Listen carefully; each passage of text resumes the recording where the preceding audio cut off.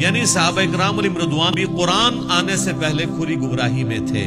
اس قرآن کے ذریعے اللہ تعالیٰ نے انہیں عروج عطا فرمایا، پوری دنیا کا امام بنایا. اور معذرت کے ساتھ ہم قرآن آنے کے بعد بھی گمراہی میں ہیں. اس کی وجہ ہے کہ ہم قرآن پڑھتے نہیں ہیں. اور قرآن اگر کوئی زیادہ سے زیادہ بھی جرأت کرتا ہے پڑھنے کی تو صرف تلاوت کرنے کی. ترجمہ اگر بات کی جائے تو علماء خود ہی روک دیتے ہیں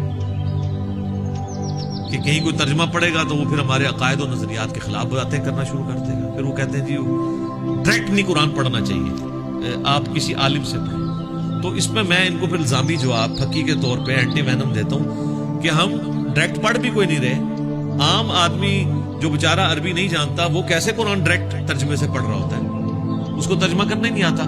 وہ تو یا احمد بریلوی صاحب سے پڑھ رہا ہوتا ہے، یا اشرف علی تھانوی صاحب سے پڑھ رہا ہوتا ہے، یا جونا گڑھی صاحب سے پڑھ رہا ہوتا ہے، یا جو ہے فتح محمد جلندری سے یا مودودی صاحب سے پڑھ رہا ہوتا ہے. کیونکہ ترجمے تو ان لوگوں نے کیے ہیں جن لوگوں کو آپ کے جتنے آج کے علماء جو آپ کو قرآن پڑھنے سے روکتے ہیں ان سے زیادہ ان کی بہتر عربی تھی. انہوں نے اس سے بہتر الفاظ کا چناؤ کر کے آپ کی اپنی نیٹو لینگویج اردو کے اندر ترجمہ کر دیا. اب اردو تو ہماری زبان ہے نا، اب کوئی یہ تو نہیں کہہ سکتا کہ اردو سیکھیں جا کے. تو اس میں بھی اگلی بات سن لیں. صحابہ کرام میں گنتی کے لوگ تھے جو عربی لکھنا پڑھنا جانتے تھے، صرف عربی وہ بولتے تھے کیونکہ ان کی نیٹو لینگویج تھی. تو وہ سن کے اپنی زبان میں بات سن کے ان کو اللہ نے ہدایت دے دی. تو آج کا مسلمان کم از کم اس حوالے سے ایک سٹیپ آگے ہے کہ وہ اردو پڑھ تو سکتا ہے نا. صحابہ کرام تو عربی پڑھ بھی نہیں سکتے تھے. تو جب اردو زبان کے اندر بڑے علماء نے جن پر آپ کا اعتبار تھا، بریلویوں کا اعتبار احمد بریلوی پہ تھا، دیوبندیوں کا اشرف علی تھانوی پہ تھا، اور اہل حدیث کا جونا گڑھی صاحب پہ تھا، اہل تشیع کا فرمان علی شاہ صاحب کے اوپر تھا، اور اگر کوئی عام سادہ سے مسلمان ہے فتح محمد جلندری اور مودودی صاحب پہ اعتبار کرتے ہیں، تو انہوں نے اسی طریقے سے آپ کی زبان میں اسے ٹرانسلیٹ کر دیا.